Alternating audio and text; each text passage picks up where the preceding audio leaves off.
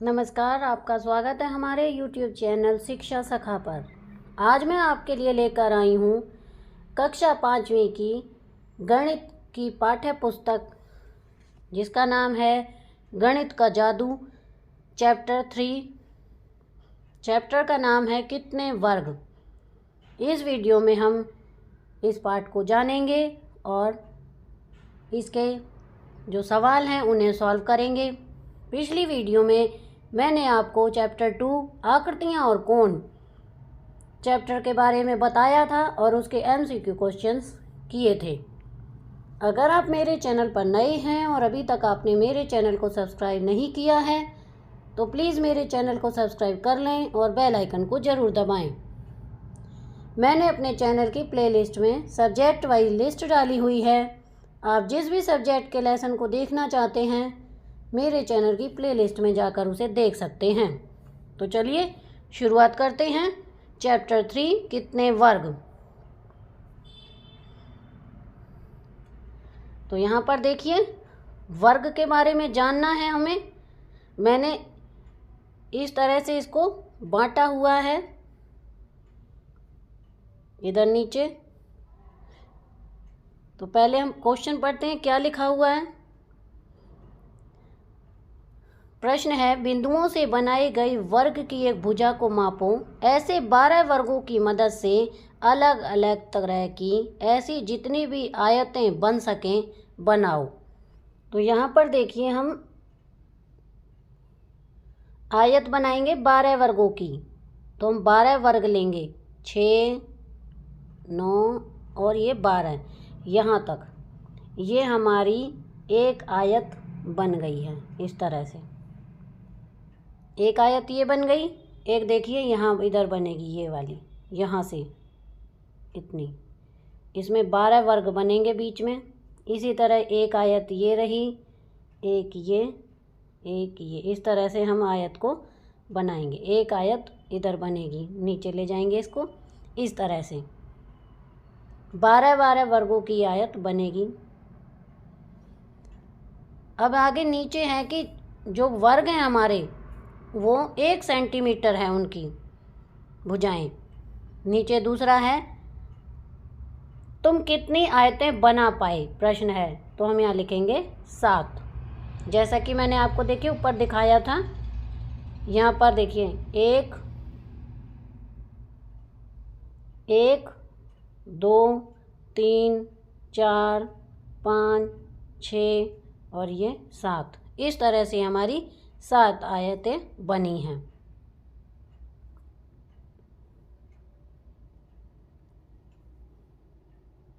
अब आगे है, ये देखिए बच्चे, यहाँ 1 है। हर आयत 12 बराबर वर्गों से बनी है, इसलिए इन सब का क्षेत्रफल समान है, लेकिन इनके घेरों की लंबाई अलग अलग है। घेरे की कुल लंबाई को परिमाप कहते हैं। तो प्रश्न है, किस आयत का परिमाप सबसे लंबा है। तो इसमें 1 गुना 12 माप की जो आयत का परिमाप है वो सबसे लंबा है। जैसे कि देखिए यहाँ पर ये वाली आयत का जो परिमाप है वो सबसे लंबा है, और जो सबसे छोटा है आयत का परिमाप, ये सबसे छोटी वाली का है। 3 गुना 4 नाप की आयत का जो परिमाप है वो सबसे छोटा है। अब देखिए यहाँ पर हम सवाल को हल करेंगे। पेज नंबर 34 का है कि परिमाप, आयत का जो परिमाप हम निकालते हैं उसका फार्मूला है 2 ब्रैकेट में लंबाई जमा चौड़ाई। तो 2 बाहर रखेंगे, अंदर लंबाई है 12 और चौड़ाई है 1। तो 12 और 1 13, 2 को 13 से गुना करेंगे तो आएगा 26 सेंटीमीटर। दूसरे आयत का परिमाप 2 लंबाई जमा चौड़ाई। तो आगे 2 ब्रैकेट में 6 जमा 2, 2 ब्रैकेट में 8, तो 8 दूनी 16।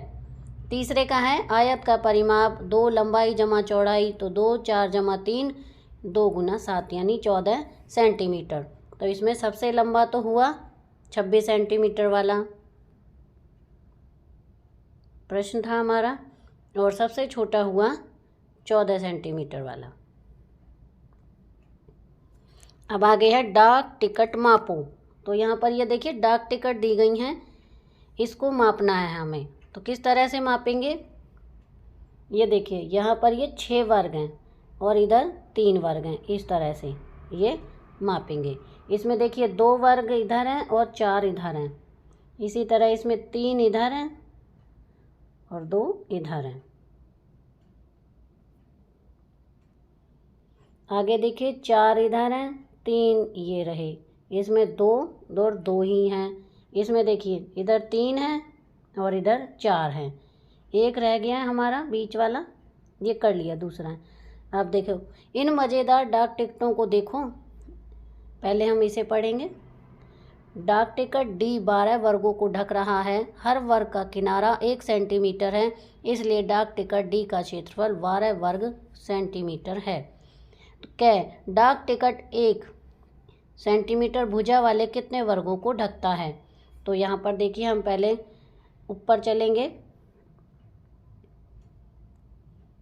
इसमें देखिए कितने, इधर से 6, 6 और 6, यानी कि 18 वर्गों को ढकता है। तो इसमें हम नीचे देखेंगे तो यहाँ पर लिखा हुआ है देखिए A बराबर 6 गुना 3 बराबर 18 वर्गों को ढकता है। इसी तरह डाक टिकट बी ढकता है 4 गुना 2 यानी 8 वर्गों को। यहाँ पर देखिए इस वाले दूसरा जो है हमारा डाक टिकट, इसको ढकेगा, ये 4 गुना 2 यानी 8 वर्गों को ये ढकता है। किस डाक टिकट का क्षेत्रफल सबसे ज़्यादा है। जो 18 वर्गों को ढक रहा है वो, यानी ए। यह डाक टिकट 1 सेंटीमीटर भुजा वाले कितने वर्गों को ढकता है, 18, 6 गुना 3। सबसे बड़ी डाक टिकट का क्षेत्रफल कितना है, 18 वर्ग सेंटीमीटर। कौन से 2 डाक टिकटों का क्षेत्रफल एक जैसा है, डी और एफ। तो यहाँ पे हम देखेंगे ये डी है और ये एफ है। इसमें देखिए ये 12 वर्ग है इसमें, और इसमें भी 12 ही वर्ग हैं, तो इसलिए ये दोनों बराबर हैं। हर एक डाक टिकट का क्षेत्रफल कितना है, 4 वर्ग सेंटीमीटर। आगे है सबसे छोटे डाक टिकट का क्षेत्रफल 4 वर्ग सेंटीमीटर, यानी ई वाली जो डाक टिकट है उसका है। आगे है सबसे छोटे डाक टिकट और सबसे बड़े डाक टिकट के क्षेत्रफल का अंतर 18, यानी जो पहली डाक टिकट है ए उसका, और सबसे छोटी डाक टिकट यानी 18 में से 4 को घटा देंगे तो 14 वर्ग सेंटीमीटर अंतर होगा। कुछ पुराने डाक टिकट इकट्ठे करो, उन्हें वर्ग वाली ग्रिड पर रखकर उनका क्षेत्रफल और परिमाप ज्ञात करो। तो बच्चों ये कार्य आपको स्वयं करना है, डाक टिकट इकट्ठी करेंगे और उनका क्षेत्रफल और परिमाप पता करेंगे। आगे है अंदाजा लगाओ। किसका क्षेत्रफल ज़्यादा है, तुम्हारे पैरों की छाप का या किताब के पन्ने का। तो किताब के पन्ने का ज़्यादा है। आगे किसका क्षेत्रफल कम है, 2 5 रुपए के नोट का एक साथ हों या 100 रुपए के नोट का। तो इसका है 100 रुपए के नोट का, क्योंकि ये बड़ा छोटा हो जाता है तो 5 5 के बड़े हो जाते हैं। नहीं, इसका क्षेत्रफल 100 वर्ग सेंटीमीटर से कम है। का उत्तर है ये देखिए ये प्रश्न गया है। 10 रुपए के नोट को ध्यान से देखो, क्या इसका क्षेत्रफल 100 वर्ग सेंटीमीटर है। तो इसका उत्तर होगा नहीं, इसका क्षेत्रफल 100 वर्ग सेंटीमीटर से कम है। क्या नीली आकृति का क्षेत्रफल पीली आकृति के क्षेत्रफल से ज़्यादा है, क्यों। इसका उत्तर है नहीं, क्योंकि नीली आकृति का क्षेत्रफल पीली आकृति के क्षेत्रफल के बराबर है, मतलब ये दोनों बराबर हैं। क्या पीली आकृति का परिमाप नीली आकृति के परिमाप से ज़्यादा है, क्यों। उत्तर है नहीं, क्योंकि पीली आकृति का परिमाप नीली आकृति के परिमाप से कम है। अपनी हथेली को अगले पृष्ठ पर चौकोर खानों पर दिखाओ। तुम ये कैसे मालूम करोगे कि किसकी हथेली बड़ी है, तुम्हारी या तुम्हारे दोस्त की। तो हम हथेली को माप कर, तो उसमें जब मापा तो मेरा हाथ बड़ा निकला। तुम्हारी हथेली का क्षेत्रफल कितना है, तुम्हारे दोस्त की हथेली का क्षेत्रफल कितना है। तो ये हम कैसे पता करेंगे, मैंने यहाँ पर लिखा है पहले अपनी हथेली का क्षेत्रफल 78 वर्ग सेंटीमीटर और दोस्त की हथेली का क्षेत्रफल लिखा है 76 वर्ग सेंटीमीटर। तो इसे हमने कैसे पता किया, तो यहाँ पर देखिए इस चित्र को, मैंने अपना हाथ यहाँ पर छापा है इस तरह से। देखिए यहाँ से लाके ये मैंने छापा है। अब जितने भी वर्ग इसके अंदर हैं, ये सारे जितने भी, इनको मैंने गिना है।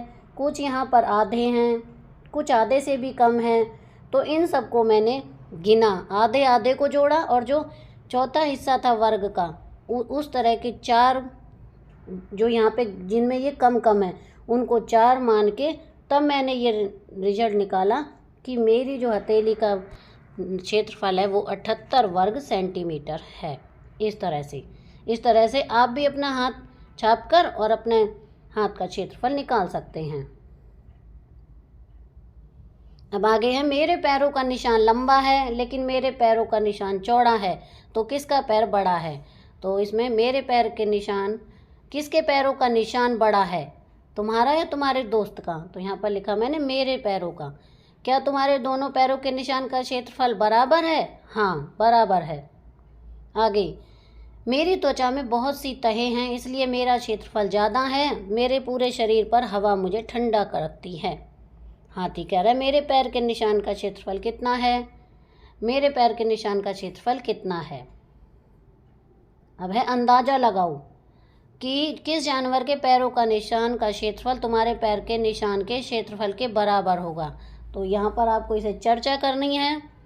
कुछ जानवरों के पैरों के निशान असली माप से नीचे दिए गए हैं, उनके पैरों के निशान के क्षेत्रफल का अंदाज़ा लगाओ। तो हम इन्हें भी वर्ग की तरह नाप लेंगे, जैसे कि ये वर्ग बने हुए हैं इस तरह से, कितने वर्ग के अंदर आया हुआ है। तो यहाँ पर देखिए ये 3, 6, 9 वर्ग सेंटीमीटर आ जाएगा इसका। इस तरह से हम इन्हें नाप लेंगे। यहाँ पर देखिए इस कुत्ते के पाँव को, ये पहले हम वर्ग जो दिया हुआ है इसे नापेंगे इस तरह से। तो 9, और ये देखिए यहाँ बाहर निकला हुआ है, यहाँ बाहर निकला है, ये बाहर निकला है, इन सबको एक वर्ग मान लेंगे। तो इस तरह 10 वर्ग सेंटीमीटर कुत्ते के पाँव का नाप आ जाएगा। आगे देखिए, क्षेत्रफल जल्दी मालूम करने के लिए इस प्रकार के बड़े वर्ग और आयत बनाओ। तो यहाँ पर देखिए मैंने बनाए हुए हैं इस तरह से। इस तरह से आप भी बनाएंगे।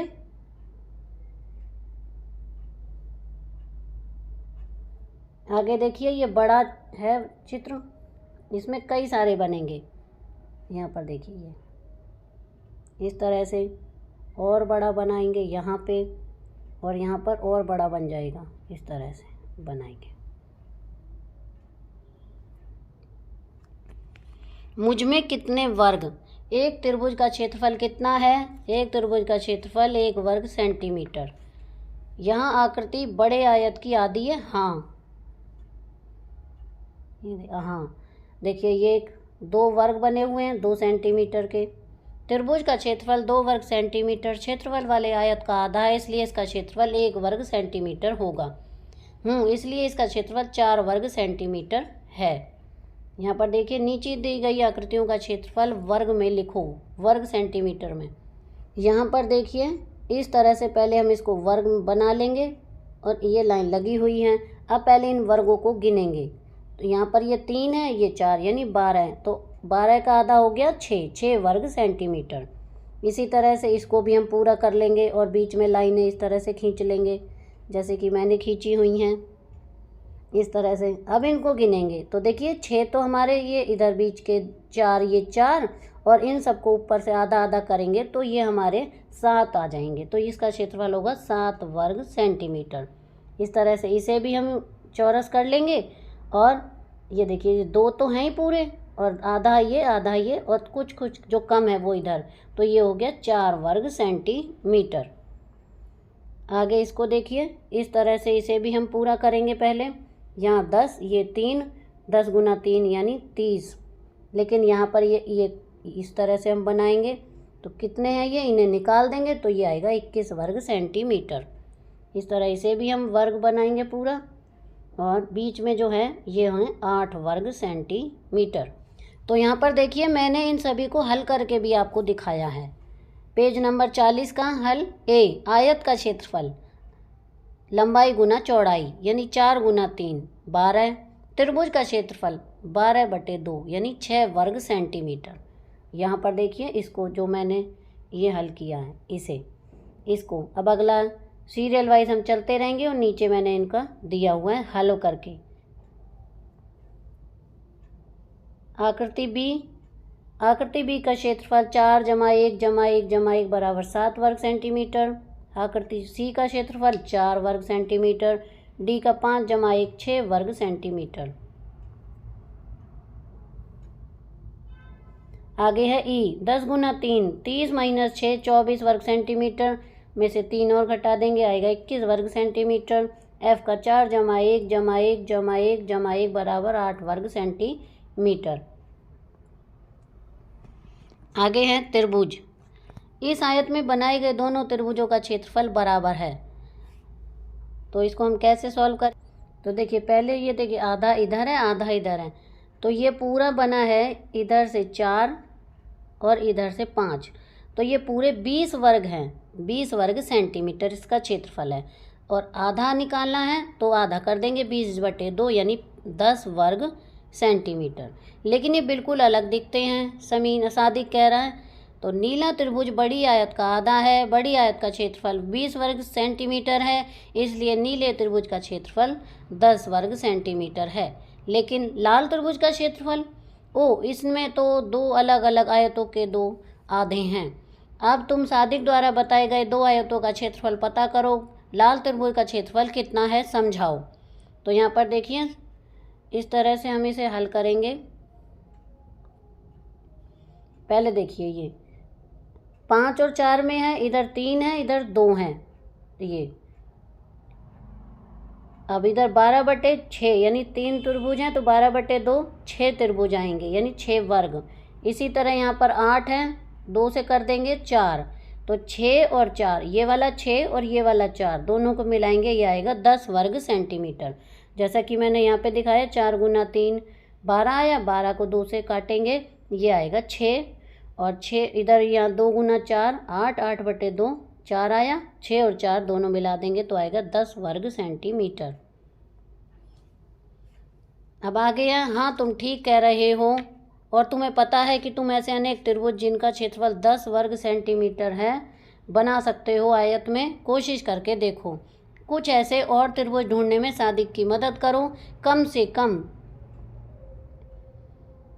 ऐसे 5 त्रिभुज और बनाओ। तो इस तरह से बनाने हैं हमें। आगे है, आकृति को पूरा करो। सुरुचि ने एक आकृति की 2 भुजाएं बनाई, उसमें आसिफ से उसकी 2 भुजाएं और बनाकर उसे पूरा करने को कहा, जिससे कि इसका क्षेत्रफल 10 वर्ग सेंटीमीटर हो। तो इसे हम सॉल्व करेंगे। यहाँ पर देखिए, ये दिखाया गया है उसकी आकृति किस तरह की है। तो यहाँ पर पहले हम वर्ग बना लेंगे पूरा इस तरह से। अब बीच में ये 4 हैं, ये 6 हैं, तो इस तरह यहाँ पे ये इनको इस तरह से करके सॉल्व करेंगे। तो ये देखिए 6 आया, 6 में से 4, 6 और 4 दोनों को जोड़ेंगे आएगा 10, इधर 12/2 यानी 6। तुमने ये कैसे किया? यह तो आसान है। अगर तुम हरे भाग को देखो तो यह 4 वर्ग सेंटीमीटर है, इसके नीचे पीला भाग 6 वर्ग सेंटीमीटर है, इसलिए मेरी इस आकृति का क्षेत्रफल 10 वर्ग सेंटीमीटर है। क्या वह सही है? चर्चा करूं। हाँ सही है। समझाओ कि आकृति का हरा भाग 4 वर्ग सेंटीमीटर और पीला भाग 6 वर्ग सेंटीमीटर कैसे है। तो अब हम इसे करेंगे। यहाँ पर देखिए, आकृति से स्पष्ट है कि 4 सेंटीमीटर और 2 सेंटीमीटर आकार वाली आयत से हरा क्षेत्रफल आधा है। अतः हरा क्षेत्रफल 4 वर्ग सेंटीमीटर है। साथ ही 4 सेंटीमीटर और 3 सेंटीमीटर नाप वाली आयत से पीला क्षेत्रफल आधा है। इस आयत का क्षेत्रफल 12 वर्ग सेंटीमीटर है, अतः पीला क्षेत्रफल 6 वर्ग सेंटीमीटर है। ये मैंने आपको हल करके दिखाया है। अब आ गया, मैं इसे और किस तरह से कर रही थी। अगर तुम इसे इस तरह बनाओ तो भी क्षेत्रफल 10 वर्ग सेंटीमीटर आएगा। यहाँ पर देखिए, ये दूसरा तरीका दिया गया है। 4 वर्ग इधर हैं, 2 इधर, 3 नीचे, इस तरह 8/2 करेंगे तो 4 आएगा, 6 और 4 10 आ जाएगा। इस तरह से हम इसे समझाएंगे। क्या सुरुचि ठीक है? नीले भाग का क्षेत्रफल कितना है समझाओ। तो उसका क्षेत्रफल है 4। इस आकृति को पूरा करने के लिए क्या तुम कुछ और तरीका सोच सकते हो? हाँ सोच सकते हैं। अब अपने और कुछ तरीकों से कोशिश करके देखो। अब घर पर अपने दोस्तों से हल करने को कहो। जब भी घर पर मेहमान आते हैं तो मैं उन्हें इसे हल करने को कहती हूँ, पर वे दूर भागते हैं। अब आगे अभ्यास का समय। यह आकृति की एक भुजा है। आकृति की इस तरह पूरा करो कि इसका क्षेत्रफल 4 वर्ग सेंटीमीटर हो जाए। तो यहाँ पर देखिए मैंने इसे किया हुआ है हल। एक इधर बनाया और इधर बनाया, इस दोनों को लाइनों को मिला दिया। अब दूसरा है, यहाँ एक आकृति की 2 भुजाएं हैं। आकृति को कुछ इस तरह पूरा करो कि इसका क्षेत्रफल 2 वर्ग सेंटीमीटर से कम रहे। तो इस तरह इसको बना देंगे।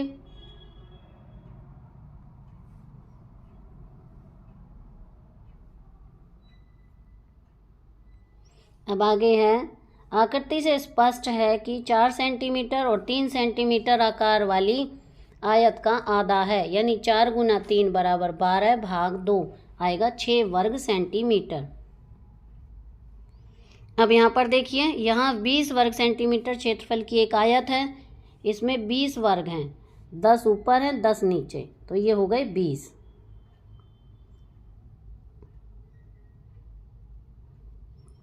प्रश्न क, एक इस आयत में एक सीधी रेखा कुछ इस तरह खींचिए कि इसके 2 बराबर त्रिभुज बन जाएं।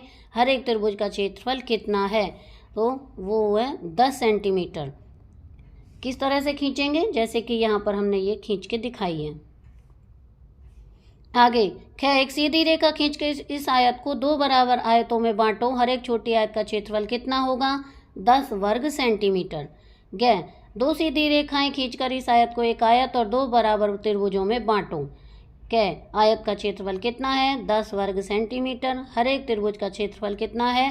5 वर्ग सेंटीमीटर। तो यहाँ पर देखिए मैंने इसे हल करके दिखाया है। पहला प्रश्न था जो क वाला, क का प्रश्न था कि सीधा रेखा को इस तरह खींचिए कि इसके 2 बराबर त्रिभुज बन जाएं। तो इस तरह से हमने इसे खींच दिया। एक त्रिभुज ये बन गया और एक ये त्रिभुज बन गया, और दोनों का क्षेत्रफल 10 वर्ग सेंटीमीटर हो। तो ये भी 10 वर्ग सेंटीमीटर है और ये वाला भी 10 वर्ग सेंटीमीटर है। प्रश्न है ख, एक सीधी रेखा खींचकर इस आयत को 2 बराबर आयतों में बांटो। हर एक छोटी आयत का क्षेत्रफल कितना होगा? तो देखिए इस पूरे में यूँ कह रहा है कि इसे, ये पूरी जो आयत है इसे 2 बराबर भागों में बांटो। तो बीच में से हमने इसे बांट दिया।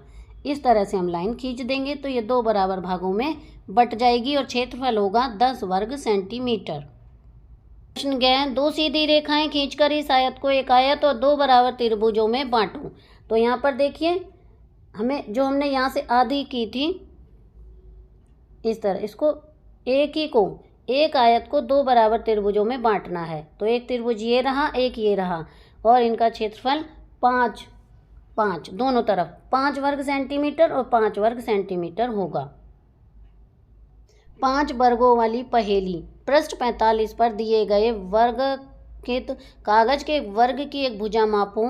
ऐसे ही 5 वर्गों की सहायता से तुम जितनी आकृतियां बना सकते हो बनाओ। 3 आकृतियां तुम्हारी सहायता के लिए बनाई गई हैं। तो यहाँ पर देखिए मैंने इनको बनाया है इस तरह से। 3 आकृतियां तो हमें बनी बनाई मिली ही हैं, ये देखिए, बाकी ये मैंने बनाई हैं। इस तरह से बनानी है कि 5 वर्ग आए उसमें। ये देखिए यहाँ पर ये 5 हैं पूरे। और आगे देखेंगे, इसमें भी 5 वर्ग हैं, इसमें भी 5 वर्ग हैं। यहाँ पर देखेंगे इसमें 5 वर्ग हैं, इसमें भी 5 वर्ग हैं, इसमें 6 वर्ग हैं। इसे हम नहीं मानेंगे और 5 ये सब मानेंगे। सब में 5 वर्ग हैं। अब आगे हैं 12। क्या तुम अलग अलग तरह की कितनी आकृतियाँ बना सकते हो? तो हम अलग अलग तरह की 12 आकृतियाँ बना सकते हैं। किस आकृति का परिमाप सबसे लंबा है? कितना लंबा? इसका उत्तर है 12 सेंटीमीटर। किस आकृति का परिमाप सबसे छोटा है? कितना छोटा? 10 सेंटीमीटर। आकृति का क्षेत्रफल कितना है? 5 वर्ग सेंटीमीटर। यह तो आसान। क्या तुम 5 वर्गों की मदद से सभी 12 आकृतियां बना पाई? तो इसमें लिखेंगे हाँ बना पाए। इन सभी 12 आकृतियों को इस प्रकार रखा गया है कि वे एक आयत बनाएं। यह 10 गुना 6 का आयत है क्योंकि इसमें 10 पंक्तियां और 6 स्तंभ हैं। तुम्हें यह जानकर आश्चर्य होगा कि यहाँ 2000 से ज़्यादा तरीके हैं जिनमें ये आकृतियां 10 गुना 6 का आयत बना सकती हैं। इन आकृतियों के गत्ते पर बनाकर काटो। इन 12 आकृतियों को 10 गुना 6 का आयत बनाने के लिए किसी तरह के से लगाने का कोशिश करो। क्या तुम ऐसा कर पाए? हाँ, कर सकते हैं। अब आगे है, इन्हीं 12 आकृतियों में 5 गुना 12 की आयत बनाओ। इसके भी 100 से ज़्यादा तरीके हैं। यदि तुम एक तरीका भी ढूंढ पाओ तो शाबाशी। पेज नंबर 46 में प्रत्येक त्रिभुज का क्षेत्रफल इस आयत का आधा है। इस आयत का क्षेत्रफल 20 वर्ग सेंटीमीटर है, अतः प्रत्येक त्रिभुज का क्षेत्रफल 10 वर्ग सेंटीमीटर है। प्रत्येक छोटी आयत का क्षेत्रफल इस आयत का आधा है। इस आयत का क्षेत्रफल 20 वर्ग सेंटीमीटर है, अतः प्रत्येक आयत का क्षेत्रफल 10 वर्ग सेंटीमीटर है। नई बनी आयत का क्षेत्रफल दी गई आयत का आधा है। दी गई आयत का क्षेत्रफल 20 वर्ग सेंटीमीटर है, अतः छोटी आयत का क्षेत्रफल 10 वर्ग सेंटीमीटर है। प्रत्येक त्रिभुज का क्षेत्रफल 10 वर्ग सेंटीमीटर है। क्षेत्रफल वाली आयत का आधा है। प्रत्येक त्रिभुज का क्षेत्रफल 5 वर्ग सेंटीमीटर है। खेलने का समय नीचे शतरंज की बिसात है। अपने दोस्त के साथ 12 आकृतियों का एक समूह लेकर इस खेल को खेलो। तो बच्चों, ये कार्य आपको खुद करना है। पहला खिलाड़ी समूह में से एक आकृति को उठाकर इस शतरंज पर इस तरह रखेगा कि 5 वर्ग ढक जाएं। दूसरा खिलाड़ी एक दूसरी आकृति उठाकर बोर्ड पर इस तरह रखेगा कि यह पहली आकृति के ऊपर न आए। तब तक आगे बढ़ते जाएं जब तक कि तुम में से कोई आगे न बढ़ पाए। जो आखिरी आकृति शतरंज पर रखेगा वही जीतेगा। अपने टाइल स्वयं बनाएं। क्या तुम्हें गणित का जादू पुस्तक 4, जिसका पेज संख्या है 117 से 19 के फर्श के पैटर्न याद हैं? तुम्हें एक ठीक टाइल चुनकर उन्हें बार बार लगाते हुए एक पैटर्न बनाना है ताकि बीच में जगह न छूटे। जीरी एक दुकान पर गई और वहां फर्श पर तरह तरह के टाइल्स के डिज़ाइन को देखकर हैरान रह गई। कितने सुंदर डिज़ाइन हैं! क्या तुम वह टाइल ढूंढ सकते हो जिसे बार बार इस्तेमाल करके दिए हुए हर एक फर्श के पैटर्न बना सकें? उस टाइल पर घेरा लगाओ। तो इस तरह से करेंगे। पैटर्न को देखकर जीरी अपनी पीली टाइल खुद बनाना चाहती है। तुम भी इसी तरह टाइल बना सकते हो।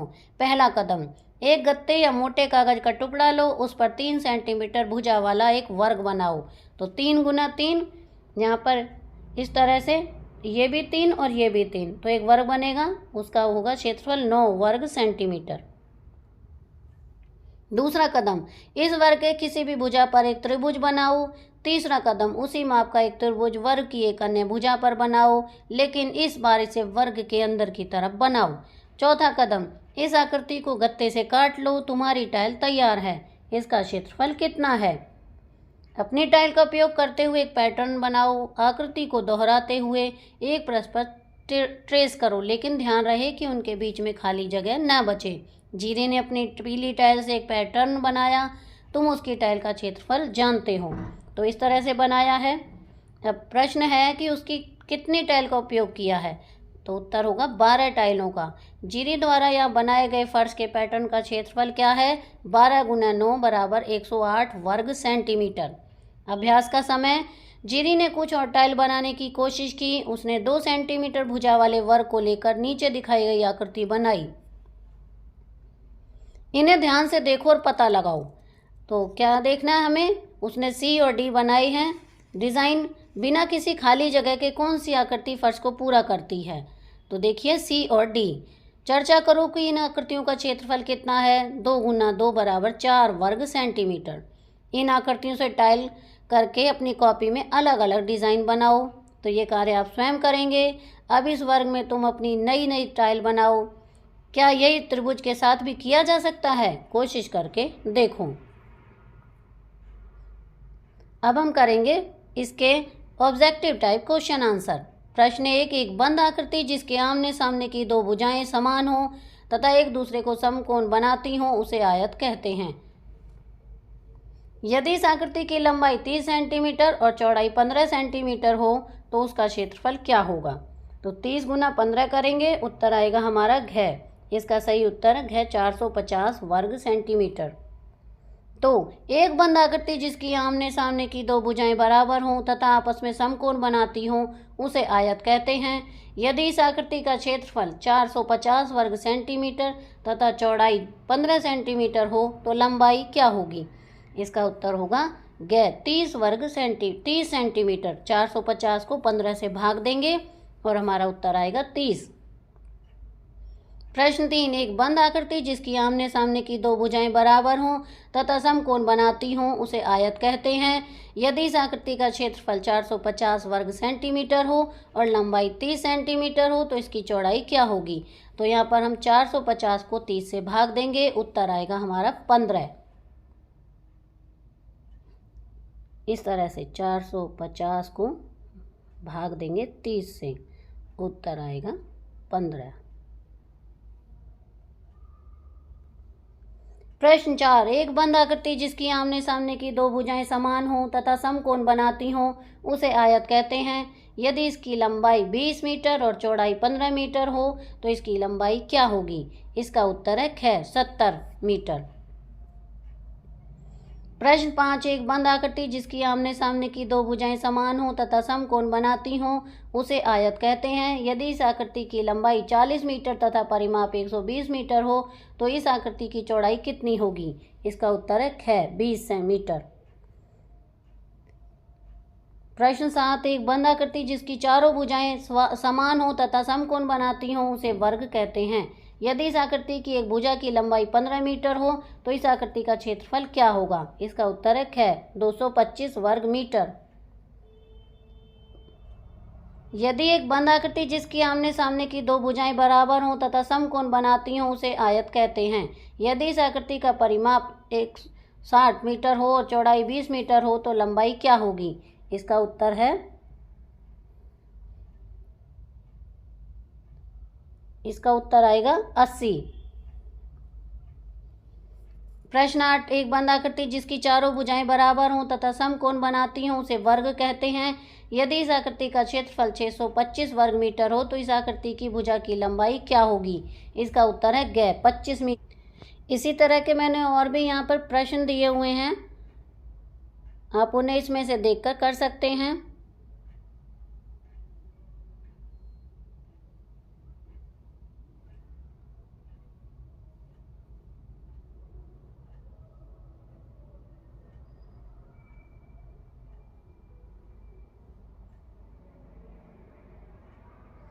तो यहाँ पर हमारी ये वीडियो समाप्त होती है। अगली वीडियो में मैं आपको चैप्टर 4 हिस्से और पूरे पार्ट को पढ़ाऊंगी और इसके ऑब्जेक्टिव टाइप क्वेश्चन आंसर करवाऊंगी। आपको मेरी ये वीडियो कैसी लगी मुझे कमेंट करके ज़रूर बताएं। वीडियो को लाइक करें, शेयर करें और चैनल को सब्सक्राइब करना ना भूलें। Thank you.